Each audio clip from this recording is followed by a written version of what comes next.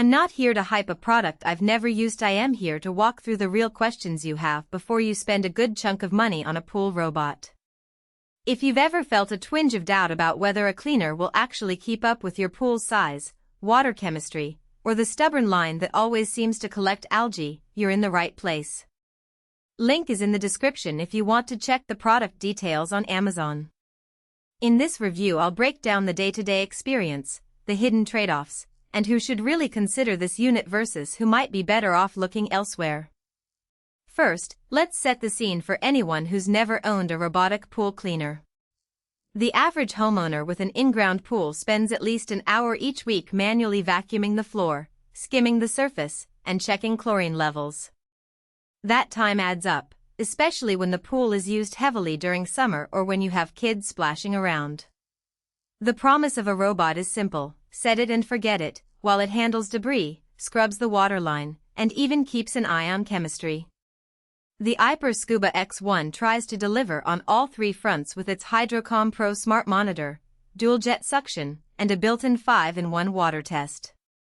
Setting up the Scuba X1 is where many first-time buyers hit a snag.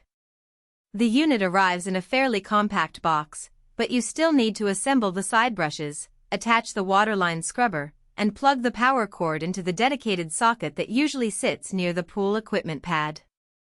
The instructions are written in plain language with decent diagrams, but there's a learning curve the first time you place the robot in the water. I found that priming the dual jet suction, basically turning the power on and letting the robot run empty for a minute, helps avoid air pockets that can cause the robot to lose suction later on. It's a small step, but missing it means the robot will start wiggling around the pool without actually picking up leaves, which can be frustrating.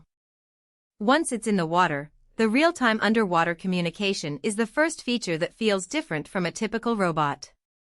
The HydroComm Pro monitor sits on the pool deck and flashes simple icons: a droplet for water level, a leaf for debris load, and a chemical symbol when the 5-in-1 test detects an out-of-range reading. For most users, that's a neat shortcut. No need to pull a separate test kit or scroll through an app on your phone.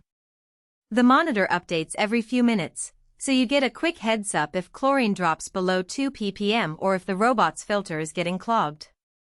In practice, I noticed the monitor was most useful during a hot weekend when evaporation lowered the water level. The alert prompted me to add a few gallons, and the robot kept cleaning without surfacing for air. Now let's talk about the core cleaning performance. The dual jet suction claims 6600 GPH, which sounds aggressive. In a 2,040 feet pool with an average depth of 5 feet, the robot completed a full cycle in about 1 hour and 20 minutes, covering the floor, walls, and waterline in a single run. The constant contact waterline scrubber actually made a visible difference on the horizontal seam where algae likes to cling. After a couple of passes, the line went from a greenish film to a clean, matte finish. That's a practical win because most homeowners either ignore the waterline or have to scrub it manually with a brush every few weeks. Filtration is another area where the Scuba X1 tries to stand out. The multi-layer filter cartridge combines a coarse mesh for leaves, a finer polyester layer for sand and dust, and a charcoal strip that claims to trap odor-causing compounds. In my testing, the robot handled a typical leaf fall after a storm without needing a filter change after the first hour. However, after about 5 hours of continuous cleaning, the fine layer began to look gray, and suction started to dip slightly.